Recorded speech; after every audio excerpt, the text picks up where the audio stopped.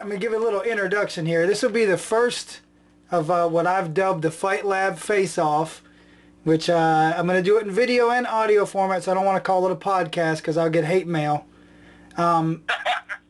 It is a blatantly stolen format from a nationally syndicated sports talk show, but here's the thing. Any copyright infringement lawsuits will go to Kenny Letts, so I am shielded from the consequences of my actions. I'm going to introduce the three people involved. I'll go over the format and we'll get started. All right.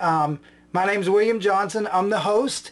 I'm not going to tell people who don't know what I do for Fight Lab what I do, because they either want me to get them free tickets or they want me to talk Kenny Letts into giving them some money. And I can't get Kenny Letts to give me any money, so I'm definitely not getting you any money. I just want all the beer that Cornbread owes me.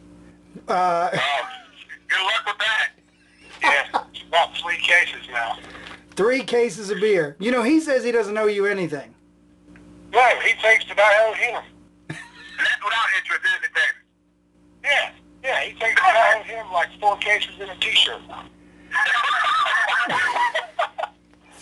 That's Cornbread way, man. 4 cases and a t-shirt. All right, so I'm going to introduce both of the contestants here. So I'm going to call it out of the red corner is Josh Tater Langley, and I'm going to give some of your stuff here. You were a co-trainer at Modern Warrior. You formerly were a pro grappler, and not the type that hits people with chairs, but a real grappler. Yeah, like the legit stuff, man. Which is not to say you've never hit anybody with a chair. I've hit and been hit with chairs. In real life? But it was not in a theatrical sense. Did about 7 years of bouncing and bodyguarding work, and stuff happens, man. That is true. All right, I'm gonna give people some information about you that I know that they may not know. Clearly, by your post, you are a lover of all things pug related, and a personal servant to your own pug, a charming little fellow named Leonard. Correct. You are also the only person that I know that admits to having a second personality. Yeah, Frank. I haven't seen him in a while, or he hasn't been around. I've kind of figured out what spawns him, and what brings him on, and it's shots. Plain and simple, it's shots. So if I stay away from random shots, he doesn't show up. If he doesn't show up, then it's a good night for everybody. All right, now serious question before we get started. You grappled with Jeff Monson, yes? Yeah, correct. How was that? Well, I actually grappled him twice. The first time sucked. The first time was my pro debut in 2004, and he whipped my ass pretty good. I'm not even gonna lie, man. The second time was about 1.5 years, maybe 2 years later, and ended up doing, pretty good against him. I still lost, but it was a lot better than the first time. I mean, you're making your pro debut against somebody who's literally the best in the world at what they're doing. So that's a tall order. Got to give a shout out to Joe Hurst for that awesome bracketing job on that one. Thanks, bro. Yo, Joe. Now look, hello, Joe. Tater, you didn't pick up any. So you spent a lot of time in close contact with Monson. You didn't pick up any of his political views. Like, you weren't tempted to run out and take pictures of yourself spray painting anarchy symbols on government buildings, were you? I think that he could have converted me to just about whatever he wanted during that first one. And we'll call out of the blue corner. Now, Joe Pacheco, everybody that listens to this surely is going to know, if they don't know you, they've not been paying attention, because, you've been on TV and you're with your, signed fighter with Bellator. But we'll try to give some people some information that they don't know. Now, I just found out the last time I was up there training with you guys that You hold the record in North Carolina for the most number of pins during your high school wrestling career. Yeah, that was true, but that record got broke a few years ago. Right before they changed the limitation on the matches. How many pins did you have? 139. 130. Now, were these on the wrestling mat, or were you just pinning random people walking down the hallway? I mean, I did that, but no, that didn't go on record. Just the ones that happened up in that. Something else some people won't know, your teammate and XFC fighter, Ricky Rainey, you two have some of, and I'm going to tell a story about this, but you two have some of the funniest verbal sparring matches I have ever heard. I was sitting there one time after a training session, and I think Ricky was training to fight Lima. I think he was in camp for Lima, and he was supposed to do a phone interview that morning, and he didn't do the phone interview, and he said he didn't do it because he didn't like to do phone interviews.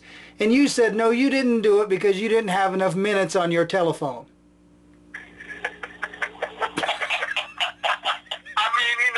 It may have been true for that time. I'm not saying no, it could have been possibility.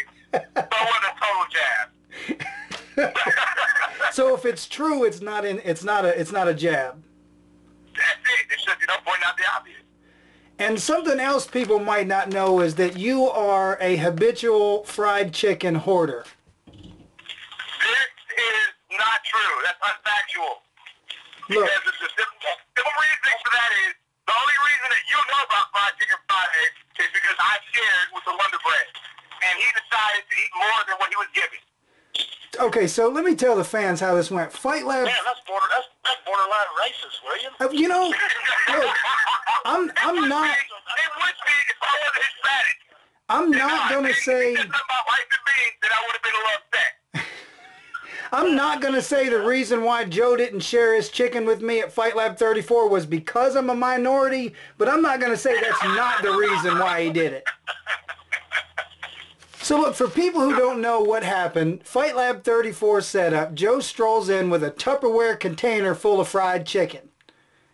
I ask humbly and respectfully to the great Joe Pacheco for a single piece of chicken. And he tells me no, and then hands a Tupperware container to Mr. Edward Wonderbread Allen, son of our matchmaker Cornbread, who did not share with me. Neither one of you shared with me. See, I cannot give you what is already promised to someone else. See, I was being a good friend there. See, if you would asked me first, I would have gladly given you that piece of chicken that Jamie made for me. But I can't help it. The chicken was that damn good. You know, and it's not like he just bought it and was just being a dick. I mean, it was promised chicken. Yeah. But you know, I saw Eddie at Naga, and he had some sort of pastry or muffin or something in a Tupperware container, and he shared some of that with Hot Rod Rodney Jordan and wouldn't share any of it with me. I am sensing a pattern here. And that sounds like a personal issue between you and the Wonder Bread. I think he's jealous of your hair. Okay. All right, so one serious question from you, Joe, before I give the rules on this is when are we going to see you on TV again? When's your next fight? Nothing in stone yet. Season 10's about to kick off here in the next couple weeks. We're still waiting for the call. We're looking right now at the end of February, beginning of March. And that gives me enough time to get my fat ass down the way. and get a haircut. I'm not getting a haircut till I'm damn ready, Will. Okay? I'm just going to let my fro just go as it pleases. William, how can you bust somebody's balls about a haircut? That's what I'm saying. I'm not saying anything to him about cutting weight. You shouldn't say anything to him about his damn hair. Okay. All right. Hey, Will, if you go with me to the barbershop, I'll get my hair cut as long as you get yours cut with me. See, now you're just talking crazy. Williams people don't go to the barber shop. They go to the salon.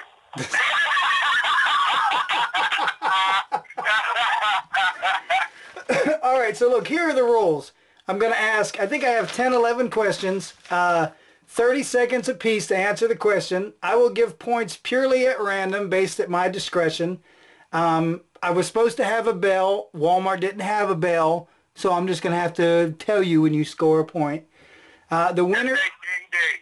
You know, Ding. you used to saying ding, ding, so just say it, okay? I could just say ding. Yeah. The winner returns next week, or whenever I decide to do another one of these. And the loser was supposed to get the parting gift of an audio clip of Cornbread calling him a fucking idiot, but I couldn't get a hold of Cornbread because he doesn't answer his telephone. He's never told me that before. That's what I'm saying. I've got that booby prize every freaking day of my damn career. And I am starting Tater with 1 bonus point because I have yet to be invited to the event at the Pacheco household known as Fried Chicken Friday. Whoa, time out, homie. Time out. We're moving around your neighborhood. I was already let this all believe that you were invited to the first Fried Chicken Friday at the new house. Well, it hasn't. It hasn't. Retake that invitation. You're about to be uninvited. Well, it hasn't happened yet, so I think it was a token invitation. Oh, so that James is a liar. I question. Well, no, I'm not going to say that because I don't want to get beat up. I don't want any problems. I'm going to let the person that's behind in the score get the first crack at the question, and Joe is behind 1-0. So we're going to give him the first question. Now, I have promised not to get Joe in trouble with his employer, but I did not promise not to get him in trouble with his girlfriend. So bear that in mind. God. All right, question one. We're staying with national things, stuff that you know. Question number 1. At the end of the Ronda Rousey-Miesha Tate fight, Rousey refused to shake Tate's hand. Was that a dick move or a legitimate one because Tate insulted her Armenian friend on The Ultimate Fighter? It was a dick move, man. Honestly, it was. Regardless of what indiscretions may have happened on the show. I mean, damn, you just went to war with this person. At the end of the day, she apologized for whatever. She stuck her hand out. In defeat, knowing she just got her ass handed to her for the second time, saying, look, you're the better, you're the winner today, as you were the last time. It just takes it. I'm gonna give it that moving up and it's trying to be friendly afterwards. Let's make up. Like girls do you do. They probably want to kiss and make out afterwards and everything. Who the hell knows? Tater, what is your opinion on that one? Dick move or legitimate? Dick move. I mean, I worked in the mental health field. I worked with a lot of women and stuff like that. Women are much more begrudging as men. They hold on to shit a lot longer. Guys will go and fight, and they'll be done with it. A woman will say she's done with it, and then she'll stab you 2 weeks later. So, I mean, that's just the way it is, you know. That fight made me a Miesha Tate fan. She took an ass whipping like a champ. And, you know, at least Ronda had the decency to explain herself at the end of the fight to say, you know, I respect her as a fighter, just not as a person. And I think it cost Ronda a lot of fans, but obviously she doesn't care.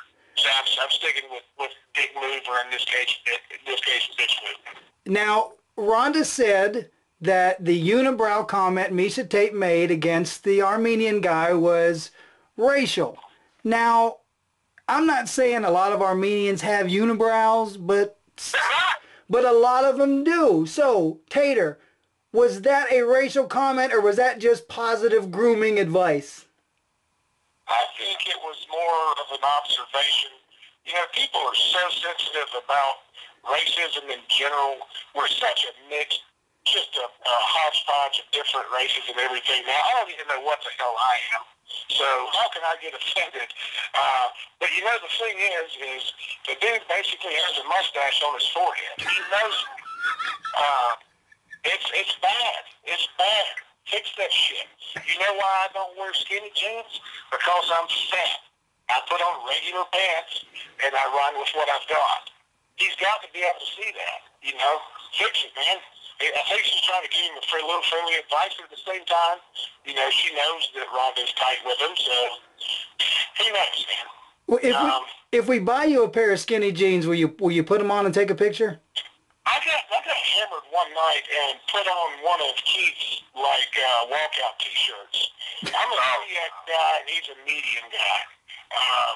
And I did it just to be funny, and of course the shirt was ruined and all this. Did they cut you out of it? They had to cut you out of it. The jaws of life. And I was was having a little respiratory difficulties while I was wearing it. I'm not going to lie. Restricted lung movement. So I couldn't. It was crushing my diaphragm. I mean, you know, coming from a man who has the unibrow, his mind is not nowhere near as dominant as his was. I mean, when it does look like you have a caterpillar, you know, bridging your eyebrows, you have to take into consideration that women don't like that. And, you know, a little bit of manscaping on the forehead is not a bad thing. I mean, she was just trying to be friendly. That was the olive branch, you know, per se. Hey, look, you may not like me, but let's be friends. And tell your homeboy to go ahead and cut that little divider that's sitting there between his eyes and his forehead. So I would like to make this service announcement. If you are listening to this show and you have a unibrow, don't be mad. I will try to get a waxing company or a barber to sponsor it, and we'll hook you up. I'll FaceTime them on how to fix that. There's little micro trimmers and everything that help. If you don't want to do the trimmers, they got Nair. Yeah. I don't think I'd put Nair on my unibrow. I mean, I've never used Nair. I'm just assuming that you know. I had a friend that tried to Nair his balls one time before a date, and he ended up in the hospital.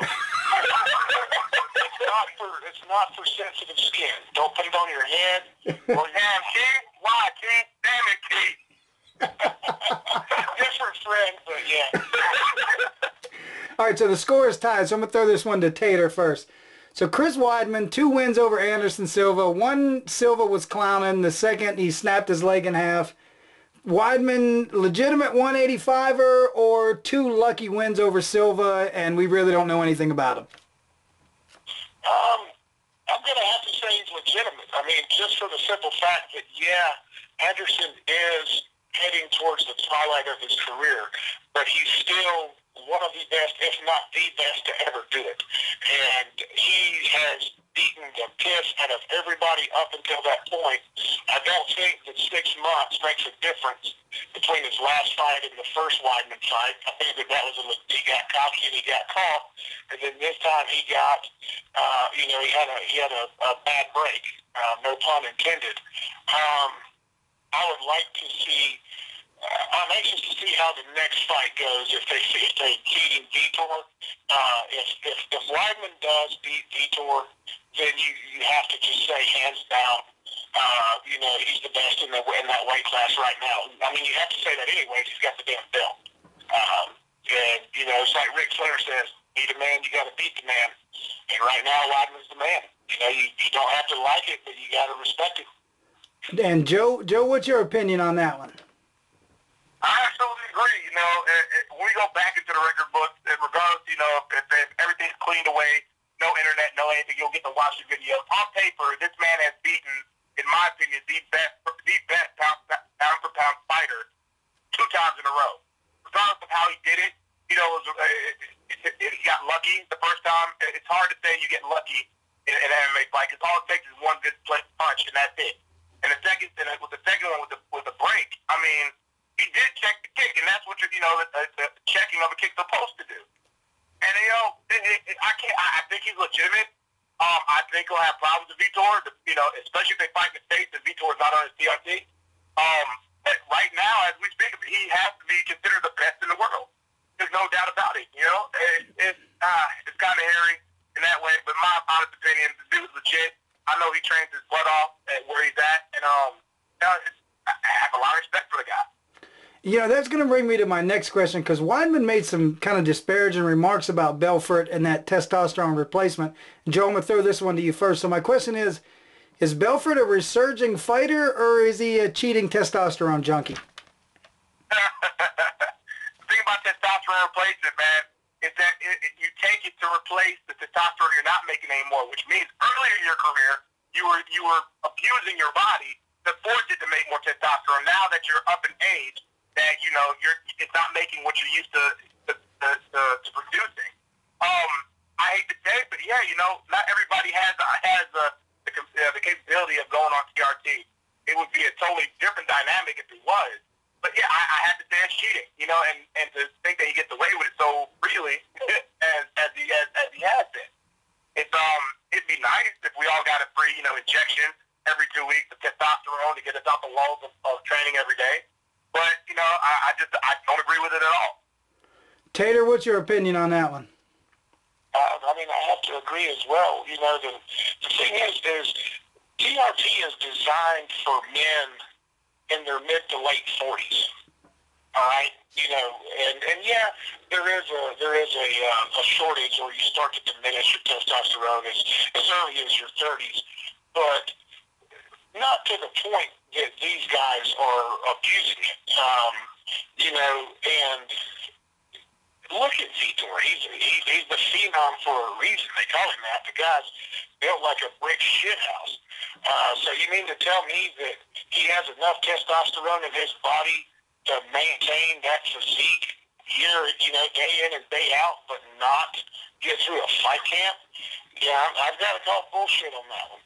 Once you start adding all the pharmaceuticals to it, it's not who's the best man anymore. It's who's the best prescribed fighter. Who has the best doctor?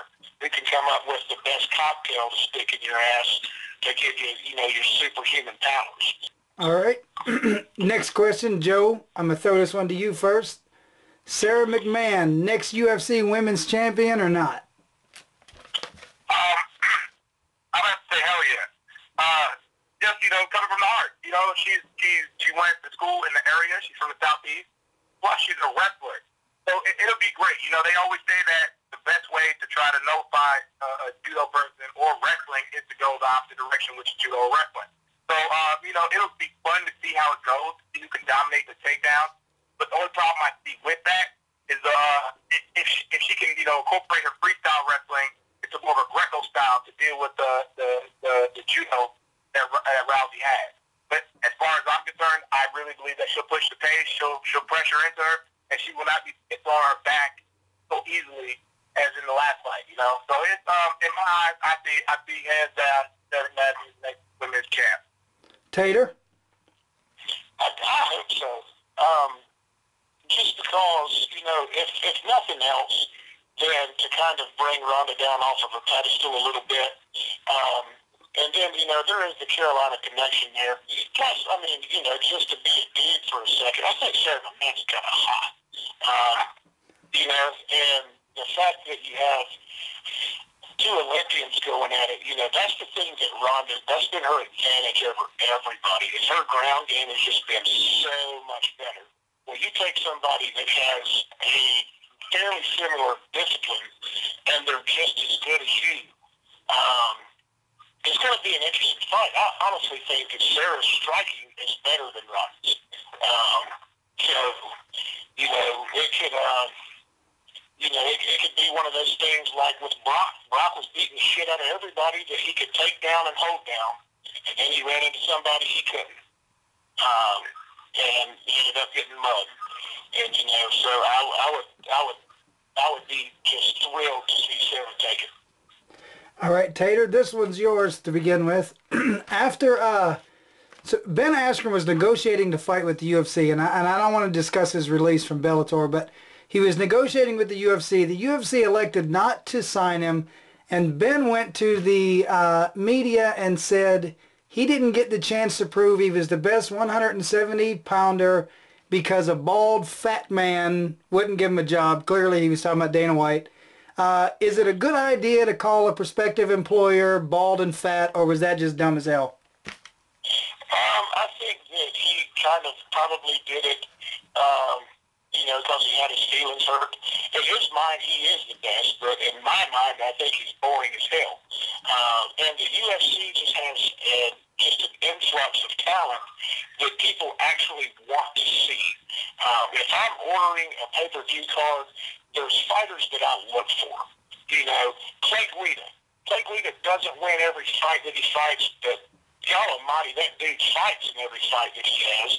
He brings it. He's exciting to watch. Uriah Faber gets out there, fights his ass off. Yeah, he loses from time to time, but I love watching him. People like that. And then you have people on the card that when you see them on there, you're just like, oh, shit. I don't really know if I want to order this one or not.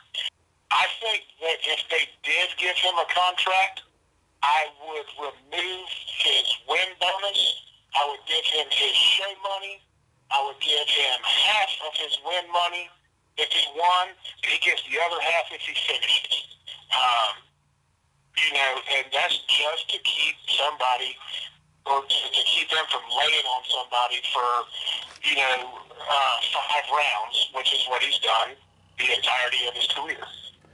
Joe, would you call a promoter you wanted to fight for bald and fat? Is that a good negotiating tactic?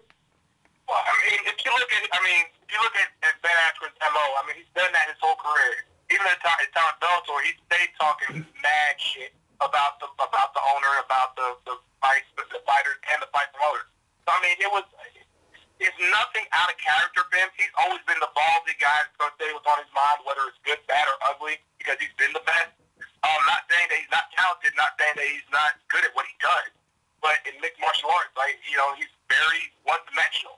He's not going to finish anybody by pity-patting them when he's on top. But, you know, his top control is so great from his years of wrestling and that punk wrestling that he does too. You know, I think more or less for him to call his Dana, you know, all that stuff, was trying to get a rise out of him. That way Dana can get pissed off and say, okay, well, look, I'll give you a contract and I'll throw you to the wolves. You know, but at the same time, he got released for a reason. He was an undefeated champ at Bellator, and they kind of said, you know what? We don't want you. We're trying to build our way up to the, you know, to be the #1 company in the world, and you're not fitting the bill. So yeah, we'll release our champ and let him go and see what else is out there. And because no one else is trying to pick him up, even the small regional promotions are not trying to pick him up. He's just kind of sitting there with his thumb up his ass, getting pissed off at everybody, you know, not putting him on. Yeah, nobody can afford him. Nobody wants to pay the contract for a blanket. That's the price. That's it in itself. Nobody wants to pay. Who wants to pay more than $1,000, $1,000 to have him lay on somebody? I mean, I can watch porn and still get a better view of somebody laying on top of someone. Yeah, exactly. Speaking of porn... And see a finish. And see a finish. And see a finish. Give him a money shot. Speaking of porn, that leads me into my next question. Joe, I'm going to throw you this one first. Tito Ortiz and Jenna Jameson, you know, split up. She made some domestic violence accusations. War Machine, Christy Mack, same thing. She makes some accusations. Look, MMA people dating porn stars, good idea or recipe for disaster? What you think, Joe? That's a recipe for disaster.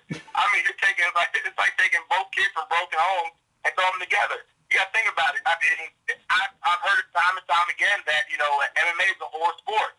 And I'll be danged if porn is not a horror, you know, entertainment, you know, piece. You have to be somewhat demented to do both and do both very well. It is a horrible, horrible, horrible recipe for a relationship. You have to, you know, you have to be in at least one has to have some stable mind to try and keep the household together. So you have to bring both people in who are, I mean, batshit crazy either way. And you say, oh, we're going to make a family together. Oh, you're asking for damn trouble.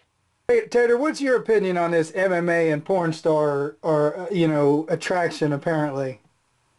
Yeah, I think it's a terrible idea too. And it's for the simple fact that you have, both of them are very demanding, I guess, professions. Both of them are in the limelight. And it's hard to take, you know, that's like, anytime that I've tried to explain to a girl about what it takes to be with a fighter, the number one thing that I've told them is, hey, you've got to be supportive. You've got to be supportive, and you've got to understand that sometimes you're not gonna, you know, come first. You're not gonna. I didn't mean to say come first in a porn joke, but you know, I'm just saying your emotions are not always gonna be at the forefront. And sometimes you have to take a secondary role. So you take two alpha personalities and you put them together. It's a terrible idea. You know, it's just not good. And you know, that's. But you take you take Tito and you take War Machine. I mean, these are the two of the biggest personalities to ever participate in sport. I mean, you have one that has thrown more hissy fits and talked more shit than anybody in the sport. And then you have another guy that has grenades tattooed on him and legally changed his name to War Machine. And also did gay porn.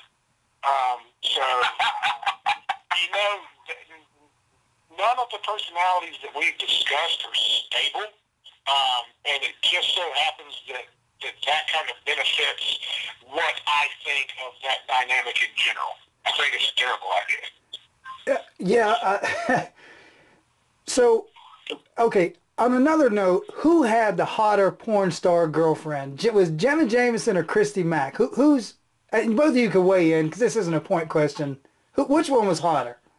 I like I like the funky hair and the tattoos and stuff like that. Neither one of them are exactly what I would call ideal for me as far as my taste go. But Christy has a little more meat on her bones. She doesn't have that extremely fake Barbie doll look. So I would have to go with her. Joe? I have to mirror that sentiment. I mean, maybe Jenna 10, 15 years ago, yeah, she'd have upper hand, but not anymore. She's fallen off tremendously. She's all Botox, she's totally fake. It's just, I think somewhat, the boobs and stuff like that, I know is going to be fake regardless. But, I like something, at least something a little more to hold on to. So since Tito Ortiz's name was brought up, and I don't remember who answered the last question first. I'm going to throw this to you, Joe. What is the likelihood, because Tito Ortiz is now an MMA manager, what is the likelihood of Tito Ortiz ever winning MMA Manager of the Year? Yeah. Exactly. Because oh God, I don't know. I can't fathom having a manager who's also trying to compete at the same time. So I don't think he'll be able to get Manager of the Year just because his attention is going to be so divided, as well as trying to build his clothing line, build his gym, build his fighters, build his career. It's too much. You can't wear that many hats and be productive. Jack of all trades, master of none comes into play with that one. Unfortunately, at that one, he'll never be able to master the management side of it because he's got his dang finger and everything else. Well, no, I really don't see him, being a fantastic manager of any circumstance. Tater? He ruined the Cyborg girl's career by, just one or two ill-advised decisions. So that, that kind of that speaks volumes. If he has just colossally fucked one up already, I'm not going to trust him with my career. He obviously doesn't make the wisest business decisions ever, and that's what you're looking for in a manager. You're not looking for somebody that makes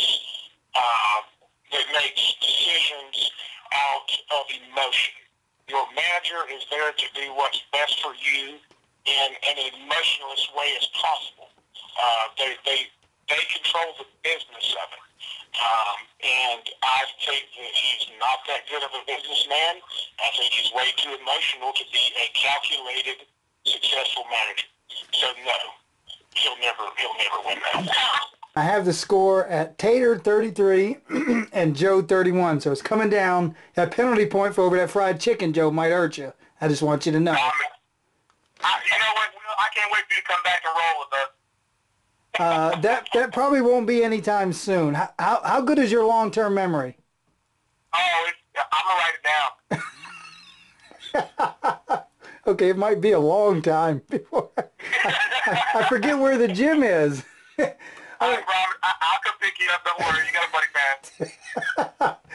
man. All right, so here's my final question of the night. Now, look, I admit, now we all know the attractiveness of female fighters clearly plays into their appeal. Gina Carano, Felice Herrig, all these. And I admittedly, it's going to make me sound shallow, but I cannot root for an ugly female fighter. So, do you find yourself, just naturally, Tater, I'm going to give you this one first. Do you find yourself naturally gravitating towards the hotter fighter, female fighter in the fight? Yeah,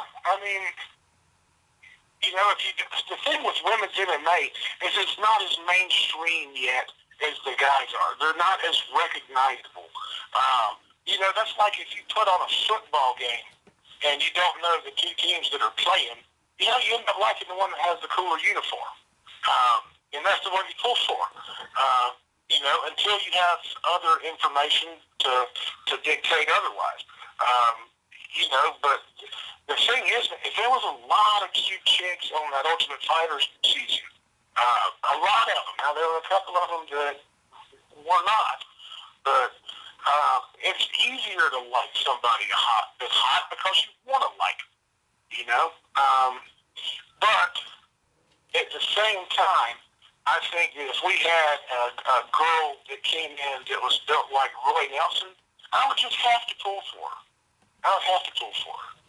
I mean, everybody wants to see the fat person do good. That's not a very visually appealing image that you just put in my head. Joe, what about you? You pull for the ugly girl as much as you do the pretty one? You know, I will.